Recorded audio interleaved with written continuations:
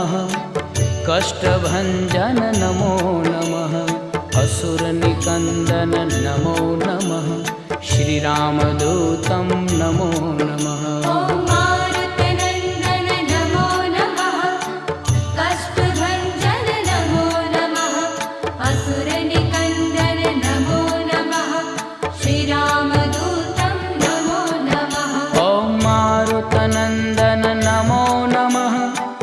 कष्टभञ्जन नमो नमः